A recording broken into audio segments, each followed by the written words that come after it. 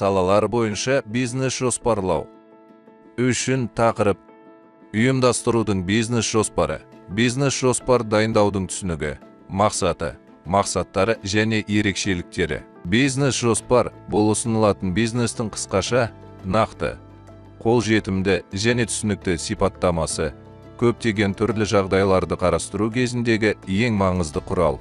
Ең перспективалы шешімдерді таңдауға және оларға қол жеткізу құралдарын анықтауға мүмкіндік береді. Бизнес жоспар бұл бизнесті басқаруға мүмкіндік беретін құжат, сондықтан оны стратегиялық жоспарлаудың ажырамас элементі ретінде және орындау мен бақылауға арналған нұсқаулық ретінде ұсынуға болады. Бизнес жоспарды жоспарлау процесінің өзі және ішкі басқару құралы ретінде қарастыру маңызды. Бизнес жоспар ұсынылған бизнестің табыстылығын сақтандыратын құжаттың бір түрі, сонымен бірге бизнес жоспар өздігінен білім алу құралы болып табылады. Бизнес жоспар құрудың негізгі мақсаты: нарық қажеттіліктері мен қажетті ресурстарды алу мүмкіндіктеріне сәйкес кәсіпорынның шаруашылық қызметін жақын және ұзақ мерзімді кезеңдерге жоспарлау. Негізгі айқындаушы мақсатпен қатар, бизнес жоспарды құрастырушылар басқа мақсаттарды көрсетуі керек. 1. Әлеуметтік мақсаттар: тауарлар мен қызметтердің тапшылығын жою, экологиялық жағдайды жақсарту, елдегі психологиялық ахуалды жақсарту, жаңа рухани және мәдени құндылықтарды құру, ғылыми, техникалық және шығармашылық әлеуетті дамыту, іскерлік байланыстарды, халықаралық байланыстарды кеңейту. 2. Кәсіпкердің мәртебесін көтеру, кәсіпкердің экономикалық әлеуетін, оның ішінде өндірістік әлеуетін, қаржылық, техникалық және технологиялық, ғылыми, білім беру, сондай-ақ рухани әлеуетін дамыту және нығайту. Бұл кәсіпкердің атақ-даңқы, жақсы беделі, жоғары сапалы тауарлар мен қызметтердің кепілдігімен туындаған кейінгі табысты мәмілелер мүмкіндігінің шарты мен кепілі ретінде қызмет етеді. 3.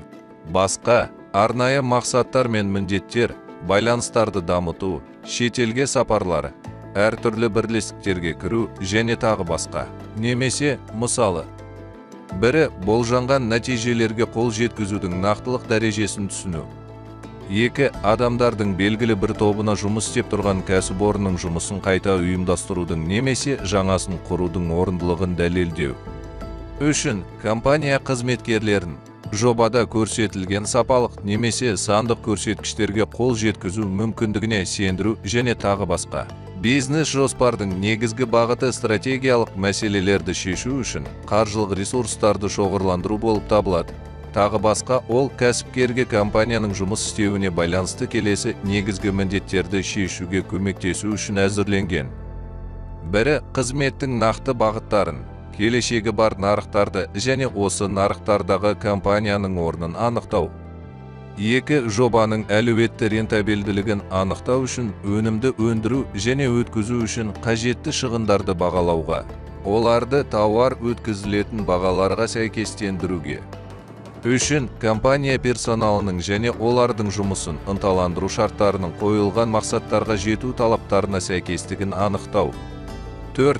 Кәсіпорынның материалдық қаржылық жағдайын талдау және материалдық және қаржылық ресурстардың алға қойылған мақсаттарға жетуге сәйкестігін анықтау. 5. Тәуекелдерді есептеу және бизнес жоспарды жүзеге асыруға кедергі келтіруі мүмкін қиындықтарды болжау. Қазіргі тәжірибеде бизнес жоспар 5 функцияны орындайды. Олардың біріншісі, оны бизнес стратегиясын әзірлеу үшін пайдалану мүмкіндігімен байланысты. Бұл функция кәсіпорынды құру кезінде, сондай-ақ қызметтің жаңа бағыттарын дамытуда өмірлік маңызды болып табылады. Екінші функция – жоспарлау. Ол қызметтің жаңа бағытын дамыту мүмкіндіктерін бағалауға, компания ішіндегі процестерді бақылауға мүмкіндік береді. Үшінші функция – қаражаттарды, несиелерді тартуға мүмкіндік береді. Қазіргі ресейлік жағдайларда несие ресурстарынсыз кез келген маңызды жобаны жүзеге асыру мүмкін емес дерлік, бірақ несие алу оңай емес. Басты себеп жоғары пайыздық мөлшерлеме мәселесі емес, жұмыс істемейтін несиелердің көбейі. Бұл жағдайда банктер қаражаттың қайтарылуын қамтамасыз ету үшін барлық шаралар кешенін қолданады. Олардың ішінде банктік кепілдіктер, нақты қамтамасыз ету және басқалар талаптарын атап өту керек.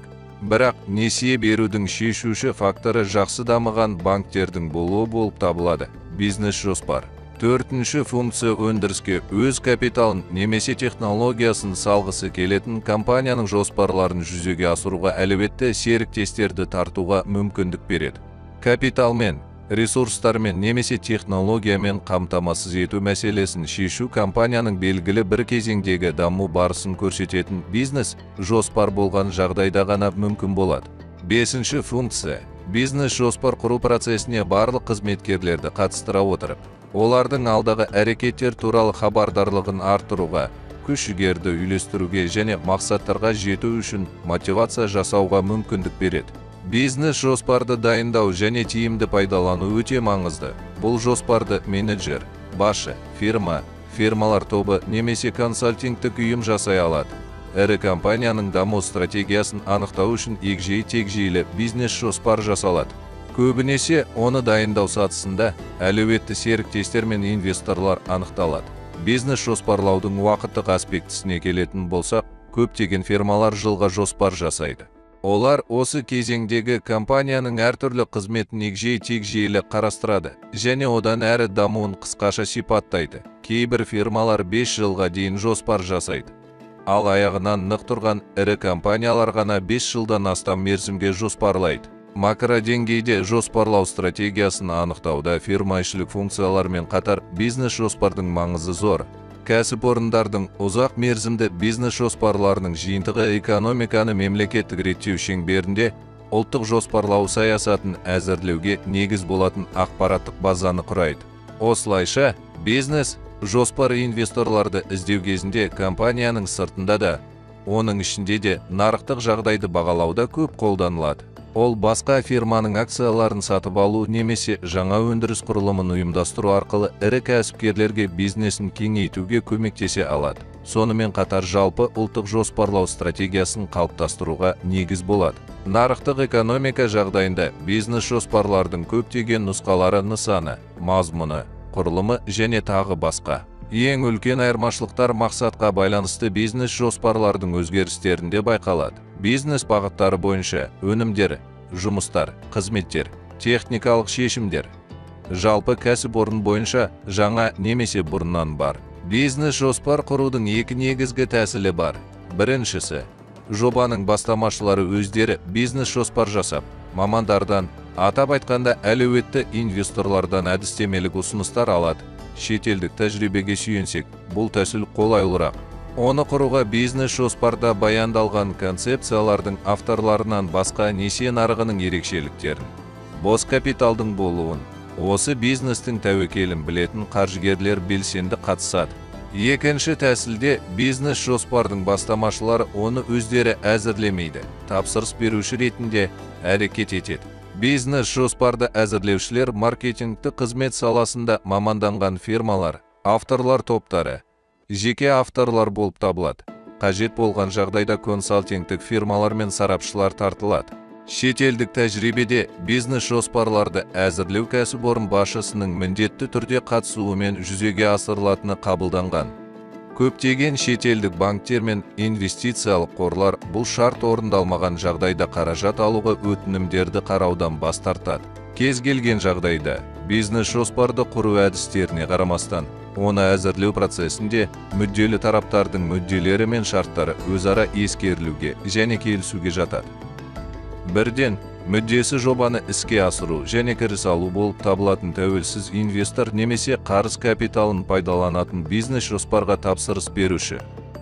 2. Мүддесі инвестицияланған қаражатты қайтару және дивидендтер алу болып табылатын инвестор. 3. Мүддесі тауарларға деген қажеттіліктерді қанағаттандыру болып табылатын өнімді пайдаланатын тұтынушылар.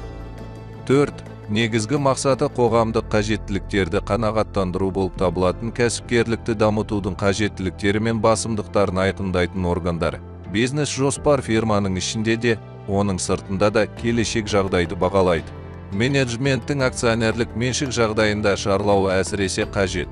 Өйткені компания басшылары пайданы жинақтау және оның бір бөлігін акционерлер арасында дивидендтер түрінде бөлу туралы шешімді бизнес жоспардың көмегімен қабылдайды. Бұл жоспар кәсіпорынның ұйымдық өндірістік құрылымын жетілдіру және дамыту шараларын негіздеу үшін, атап айтқанда, басқаруды орталықтандыру деңгейін және қызметкерлердің жауапкершілігін негіздеу үшін қолданылады. Айта кету керек, бұл жоспар, әдетте, серіктес фирмалардың қызметін үйлестіруге белсенді түрде көмектеседі. Кооперациямен байланысты фирмалар топтарының дамуын бірлесіп жоспарлауды және бірдей немесе бірін толықтыратын өнімдерді өндіруді ұйымдастыруға көмектеседі.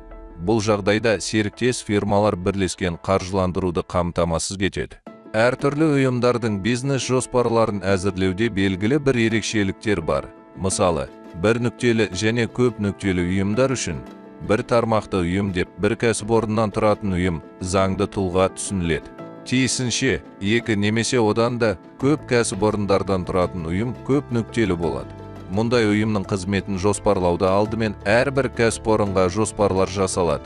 Содан кейін бұл жоспарлар бір бизнес жоспарға дейін қысқарады. Егер бизнес бірінші рет басталса, онда жоспарға тек есептелген көрсеткіштер енгізіледі. Сыртқы қаржыландыруды қажет ететін ірі инвестициялық жобасы бар ұйымдар үшін бизнес жоспардың ең күрделі түрі болып табылады. Мұнда бірінші орында инвестициялық жобаны сипаттайтын көрсеткіштер алады. Содан кейін инвестициялық жобаға қатысты бизнес жоспардың әдеттегі бөлімдері көрсетіледі. Әр тараптандырылған ұйымдардың ерекшелігі қызметтің бірнеше түрін бағытталған жүзеге асыру болып табылады. Бұл осындай ұйымдардың бизнес жоспарларында көрсетілуі керек. Көбінесе көп салалы ұйымдарда белгілі бір қызмет түрлері арнайы бөлімшелерде, филиалдарда, шаруашылық бөлімшелерде жүзеге асырылады. Мұндай жағдайларда ұйым көп нүкте ретінде әрекет етеді және бизнес жоспар соған сәйкес жасалады. Өндірістік емес ұйымдар үшін бизнес жоспар егжей, тегжейлі өндірістік жоспардың орнына ұсынылатын қызметтердің, жұмыстардың жоспарланған тізбесі қысқаша көрсетілгенімен ерекшеленеді. Мұнда бірінші орында қызмет көрсету, жұмыстарды орындау, шарттарын қамту, лицензиялардың, рұқсаттардың, сертификаттардың болуы, тұтынушылардың құқықтарын қамтамасыз ету. Өндірістік емес ұйымның бизнес жоспарында өндірістік жоспардың орнына алдағы кезеңде бизнесті жүргізуге қажетті қаражаттарды, құрылыстарды және ресурстарды, сондай-ақ материалдарға, жұмыс күшіне қажеттілікті болжайтын операциялық жоспар әзірленеді. Коммуникациялар және тағы басқа. Жоспардың қалған бөлімдері өндірістік ұйымдардың жоспарларына ұқсас әзірленген.